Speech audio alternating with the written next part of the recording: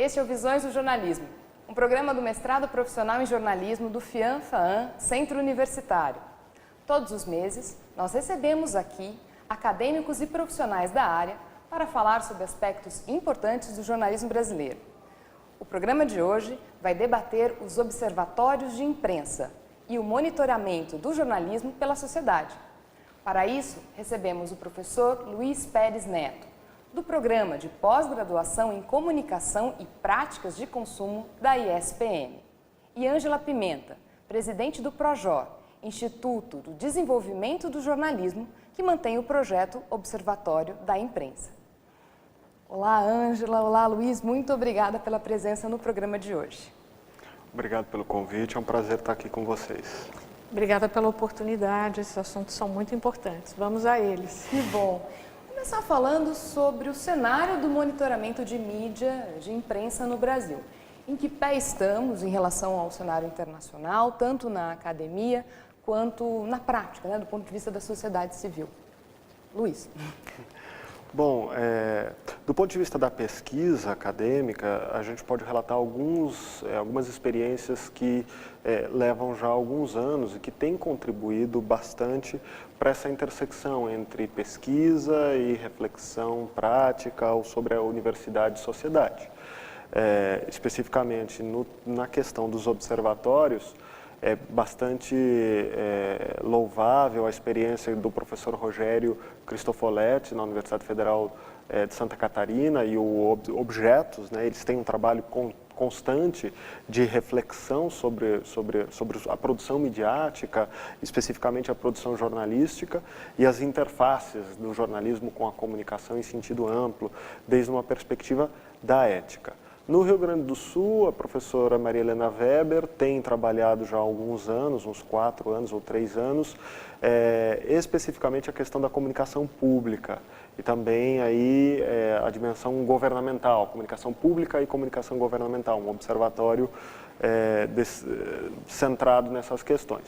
No Espírito Santo, a gente tem o professor Edgar Rebouças, que faz um trabalho bem interessante sobre jornalismo, mídia e direitos humanos. E aqui na SPM a gente tem o Ética de Bolso, que é um observatório da ética, comunicação e consumo, que de alguma maneira busca tentar encontrar esses atravessamentos da comunicação num sentido amplo, englobando também questões aí jornalísticas, mas com um sentido mais amplo, pensando no consumo midiático, as práticas de consumo no sentido mais amplo, também pelo viés da ética. A grande questão é que, comparado com países de fora, a gente tem poucas experiências de observatórios e poucas essas relatadas são as que têm durado mais de 2, 3 anos, algumas têm até bastante tempo. No caso da Inglaterra, a gente observa, para citar apenas uma universidade, a London School of Economics, existe uma profusão de centros e de observatórios que propõem, via grupos de pesquisa, trazer um certo arcabouço teórico que permita à sociedade, os outros agentes da sociedade civil, refletir sobre a prática comunicacional, midiática, publicitária, jornalística, etc, etc. E na sociedade civil?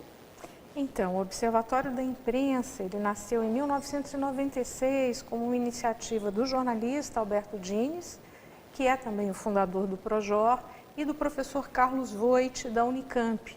Nasce primeiro o Observatório da Imprensa, o Dines e o Voit à frente do seu tempo, no momento em que se dizia que quem escrevia ou reclamava das redações era louco, era o que se dizia. Eu, como jovem jornalista, ouvi isso algumas vezes.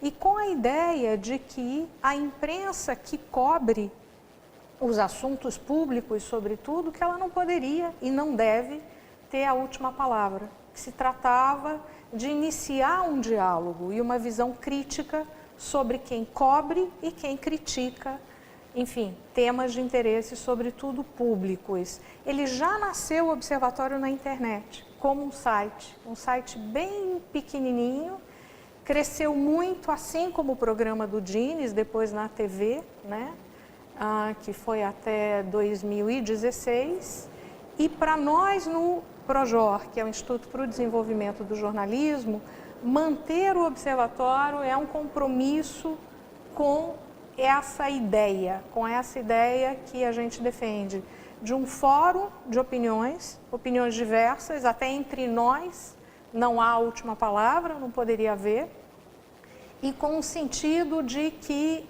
as questões relativas à imprensa, elas devem ser vistas dessa forma, mais prismática, eu diria, como inclusive uma forma também de combater o discurso do ódio. E é interessante a experiência do Observatório da Imprensa, porque ante uma certa carência de espaços acadêmicos, muitos acadêmicos constantemente foram convidados para colaborar e ainda colaboram, né?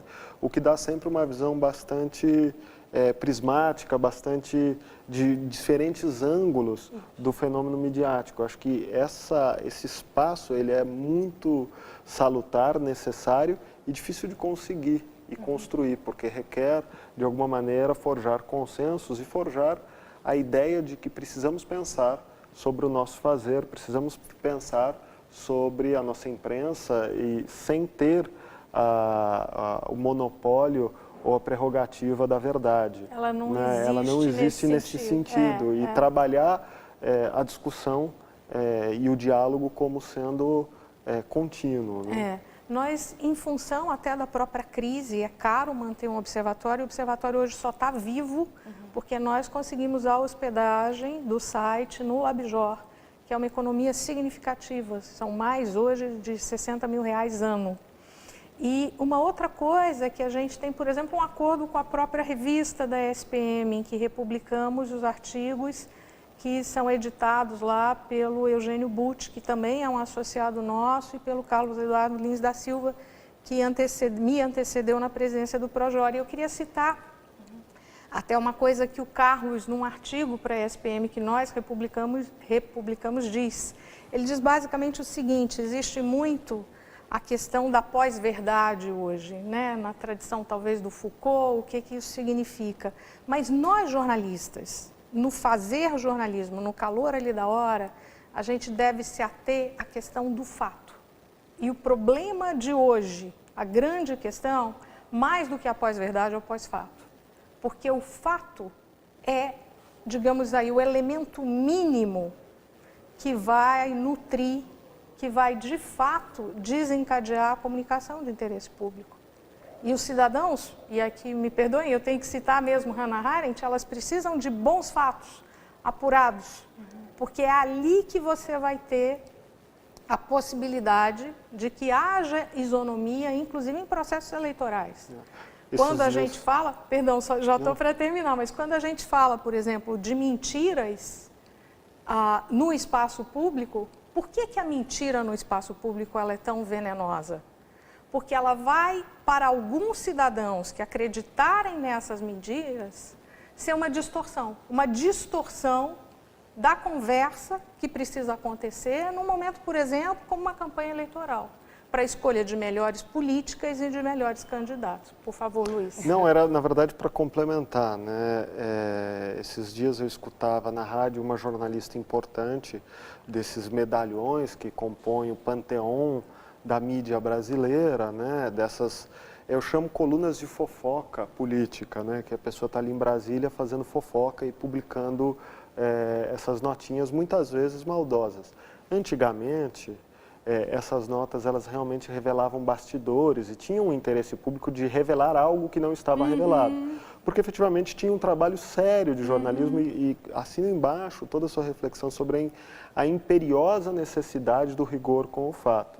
Em algum momento, a polarização e a politização da imprensa brasileira fez com que a gente perdesse o eixo basilar do fato. E essa jornalista, esses dias em tom jocoso, contava uma historinha, aqueles causos, né? Ela dizia o seguinte: olha, um amigo meu sempre disse o seguinte, até os 30 anos a gente apura os fatos, a partir dos 30 anos a gente escreve, porque as coisas se repetem. E ela dizia isso, para a gente ter uma noção, ao vivo, numa rádio matinal, num desses programas matinais de grande audiência na cidade de São Paulo. Todos riram, inclusive o âncora, um dos jornalistas extremamente famosos, etc. E ela dizia isso para comentar a revisão da ação direta de constitucionalidade sobre a prisão na segunda instância pelo STF. Então, fazendo uma projeção, como assim, olha, eu não preciso apurar os fatos em relação a isso, eu posso simplesmente opinar e vamos em frente. Esse é um perigo e talvez uma coisa boa de algo ruim, que é o fenômeno das fake news, tem sido esse resgate que muitos jornalistas e muitos jornais têm feito ou têm tentado fazer aos fatos, né? A necessidade de uma melhor apuração, fact-checking, etc. Coisa que, verdade seja dita, os observatórios há anos vêm batalhando por uma necessidade de um certo rigor. Você pode construir uma opinião política, ideológica a partir de A ou B, mas de alguma maneira a imprensa brasileira, e aí eu estou cometendo o erro de generalizar, parece que a gente perdeu o apreço, ou se é que algum dia a gente teve, pelas estatísticas, pelos números, pelo rigor, pelo debate em cima de algo que, a partir daí, evidentemente, podemos ser com certas construções em relação a A ou B, né? E talvez aí seja uma grande contribuição que os observatórios têm dado ou têm tentado, de alguma maneira, apresentar. Unindo a observação que você fez do seu início de carreira, quando jovem jornalista, dizendo que para aquela redação, quem criticava o jornal era louco. A gente ouvia dos mais velhos.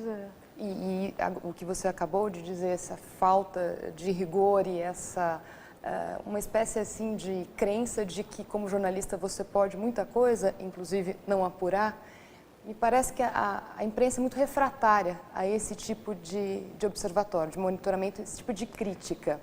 Eu acho que já foi mais. E eu vou te dizer, por exemplo, nós no Projor, o observatório tem a sua vida, a sua independência. Eu, se quiser escrever ali, peço para o nosso editor, que hoje é o Pedro Varone, que é diretor editorial do Projor, e ele edita o observatório. Mas, enfim, a gente tem um outro projeto que é justamente sobre governança editorial, que é o projeto Credibilidade. A gente é um capítulo de um projeto que está sediado na Universidade de Santa Clara, na Califórnia. E ele é chefiado por uma jornalista especialista em ética, o nome dela é Sally Lerman. E o que eles fizeram? Durante 2 anos, mais de 70 organizações, além de jornais, universidades, por exemplo, o Poynter Institute, o Instituto Americano de Imprensa, eles se reuniram e começaram a entrevistar leitores, gente que consome, hoje o nome chique disso é usuário, e já havia uma percepção de uma descrença gradativa no trabalho da imprensa. Esse é um fenômeno que está associado a uma descrença nas instituições, que é mais claro, sobretudo, em as chamadas democracias ocidentais. Então, é a imprensa, são os governos, são as empresas e também as ONGs, ou seja, não escapam nem os projors da vida. E, basicamente, é o público querendo pagar para ver, checando opiniões, informações, valores e tudo mais. E, muito bem, diante disso, a Sally Lerman e a equipe, boa parte dela voluntário, traçaram o que seria, e que hoje a gente, de uma forma mais pedagógica, chama dos dados nutricionais da notícia. Se a notícia é uma construção, se ela é uma série de procedimentos que levaram àquele resultado final, qual seria o avesso disso? E ela é muito mais no ambiente público do que um produto. Mas tem um pedaço dela que pode ser associado a um produto que serve à noção de cidadania, que é, se a gente comparar a notícia com um pacote de bolacha, você não gostaria de saber o que está ali dentro? E as letras, as fórmulas hoje da etiquetagem brasileira é muito ruinzinha, era muito melhor que fosse muito mais claro, maior, mais visível. Como é que isso se aplica à informação? É exatamente esse rigor. E aí a equipe da Sally desenvolveu 8 atributos que a gente chama de indicadores de credibilidade. É um projeto no Brasil gerido pelo Projor e pela Unesp, o meu colega, professor Francisco Belda, que é o coordenador acadêmico, eu sou a coordenadora executiva. Nós somos patrocinados pelo Google Brasil, que não tem nenhuma interferência sobre o projeto, mas que, numa questão de responsabilidade social, reconhece, né, a disrupção, o que isso causou na imprensa e que é preciso fazer alguma coisa para tentar resgatar a credibilidade. Muito bem, quais são esses indicadores? São 8. E começa, por exemplo, com melhores práticas. Quem é o veículo por trás daquela notícia? Qual é a sua missão editorial? Que compromissos ele faz com o seu público? Ele, por exemplo, um dos comunicados, que são só recomendações que nós fazemos para os veículos brasileiros, ele colocaria, por exemplo, o interesse do público à frente do interesse do seu acionista, se ele for uma empresa com papéis na bolsa? Ele, em termos de apurações, como é que ele cobra? Ele ouve todos os lados? Ele corrige quando ele erra imediatamente, com a maior transparência possível? Quem é o jornalista? Ele tem sucursal? Como é que ele se engaja com o público e assim por diante? E vocês, então, contactam essas empresas de imprensa e conversam sobre isso? Nós temos hoje, a gente precisa reconhecer que o nosso projeto ele tem limitações. Ele começou há 2 anos, ele hoje reúne 18 veículos de imprensa, entre os quais Folha de São Paulo, o Globo, a chamada Grande Imprensa, o Estado de São Paulo, tem também a revista Piauí, tem os 2 sites de notícia, de checagem aos fatos e a agência Lupa, tem o Nexo Jornal. Nesse sentido, então... São 18, eu aqui não estou citando todos por uma questão de tempo. Tem um jornal do Ceará, O Povo, e com eles nós estamos trabalhando no sentido de facilitar a adoção no meio digital. É um projeto só para o meio digital, porque além de tudo tem um fenômeno que é o seguinte: quando a notícia ela sai do papel ou sai do site e ela migra para as plataformas sociais, as pessoas perdem completamente a noção do que é aquilo. Estou generalizando, muitas das pessoas perdem, isso chama fragmentação da notícia no meio digital. Então a nossa ideia é qualificar a notícia, é tornar esses veículos mais transparentes, com maior escrutínio, que as pessoas, enfim, saibam o que está por trás de uma notícia, de uma análise, de uma opinião. Existem etiquetas, é um dos nossos preceitos, e também, se aquilo for conteúdo patrocinado, publicidade, que aquilo seja o mais claro possível. Então, pelo menos para esse grupo, há então uma certa aceitação de debate? Claramente eles aceitam, claramente eles sabem que o escrutínio está aumentando. Nós fizemos uma pesquisa recomendados pela CELI em 2017, que demonstrou dentro das redações que havia uma desconfiança, quase metade, ou metade, eu não me lembro exatamente dos números agora, mas que parte dos jornalistas não refletiam, não acreditavam que o trabalho deles refletiam uma visão a mais diversificada, a mais justa de um certo fenômeno, de um certo acontecimento. Luiz. Não, mas pensando nessa dimensão do escrutínio, acho que tem 2 questões que a gente pode trazer à baila para aprofundar um pouco mais. Em primeiro lugar, é um fenômeno cultural do Brasil a grandes traços, o nosso pouco apreço pelo debate. Isso é patente, por exemplo, na mídia, quando os programas de debate, muitos dos canais colocam pessoas com perspectivas similares. Então, não há o debate praticamente porque as pessoas concordam. Isso, em termos de debates econômicos, fica muito evidente. Todo jornalismo econômico, praticamente, você começa a assistir e você fala, tá, mas as vozes, elas são similares, são uníssonas, não tem... Não é um debate, é uma narrativa. Debate, é uma narrativa. Né?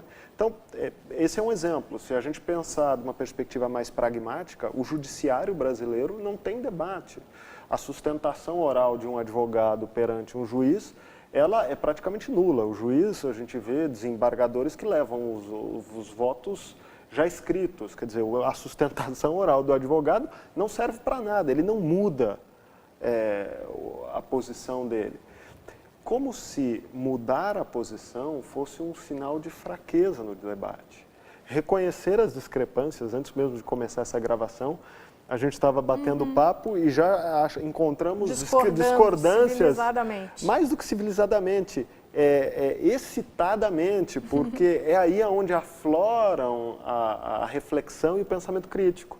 É aí onde a gente tem possibilidade de construir o incomum, essa ideia do comum, né? do espaço comum.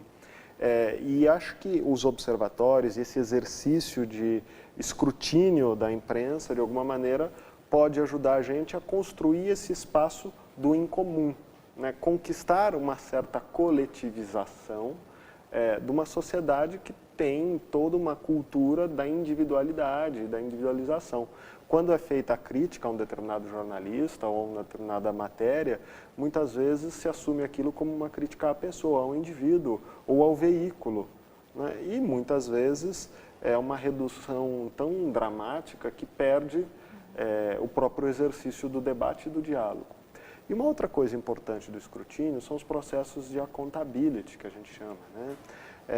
Ainda que exista uma certa confusão em torno do que seria a ideia de accountability, aí a gente pode falar de social accountability, nasce desde uma perspectiva dos poderes públicos tendo que prestar contas. Em linhas gerais, dentro da teoria democrática liberal representativa burguesa, toda a teoria da ciência política sobre democracia diz que uma democracia sem processos de accountability, ela não funciona, ela é disfuncional, ela tem problemas de vinculação, de aceitação, de credibilidade, de ancoragem, de responsabilização, etc, etc. Haveria uma tradução para accountability, né? Essa é uma responsabilização. Mas não é exato. Mas é o melhor que tem. Por isso que, do ponto de vista acadêmico, a gente trabalha com o termo em inglês. Porque não é apenas a responsabilização, é a prestação de contas também. Ela enfeixa em torno da ideia do ser accountable, to be accountable, and being accountable. Você fazer a contabilidade, você mostrar e, de alguma maneira, ser auferido. Né? Nasce desde uma perspectiva de teoria pública, dos agentes públicos prestando conta, mas a partir de uma reforma, digamos, da crise que passam as democracias ocidentais e a emersão, o surgimento com força, a irrupção com força dos processos de democracia participativa, começa a surgir uma teorização sobre os processos de social accountability, que de alguma maneira seriam impulsados por agentes externos aos poderes públicos ou aos poderes fáticos, né, via sociedade civil. E aí acho que é o lugar onde a gente pode situar o papel político e o papel ético dos observatórios. Nosso tempo já está quase encerrando, mas dá ainda para fazer mais uma pergunta. Nossa preocupação aqui no programa sempre é nos voltar também para o ensino do jornalismo, da comunicação de maneira geral na graduação, para além da pesquisa. Nesse sentido, vocês têm algumas sugestões de como a gente pode fomentar também no estudante de comunicação o monitoramento da mídia, não só a aceitação como repórter, como profissional, mas também o estímulo à leitura, o acompanhamento do trabalho dos observatórios? Eu acho que isso tem que estar presente no curso o tempo todo de A a Z, né? Primeiro, como uma referência externa, aprender a fazer e a não fazer. E a segunda questão é de praticar esse metro ético mesmo. Voltando ao projeto Credibilidade, esse é um trabalho, e voltando às limitações que o nosso projeto tem, que a gente não pode trabalhar hoje com todo o espectro mais amplo do jornalismo brasileiro. A gente não tem braço e não tem dinheiro para isso. Mas isso é o fruto do trabalho de 80 organizações americanas e europeias e é bastante exaustivo. Esse é um curso de jornalismo, digamos, de bolso. Então, ao praticar, ao aprender a apurar a notícia, ao ouvir, quem discorda do senhor entrevistado e quem discorda dele, para ampliar essa voz. Então, esse é um ponto. E eu acho que o outro ponto é que as pessoas precisam perceber que elas são mídia o tempo todo, nas plataformas e fora delas. Então, como é que elas se comportam? E eu vejo, às vezes, comentários incivilizados de colegas e impulsivos.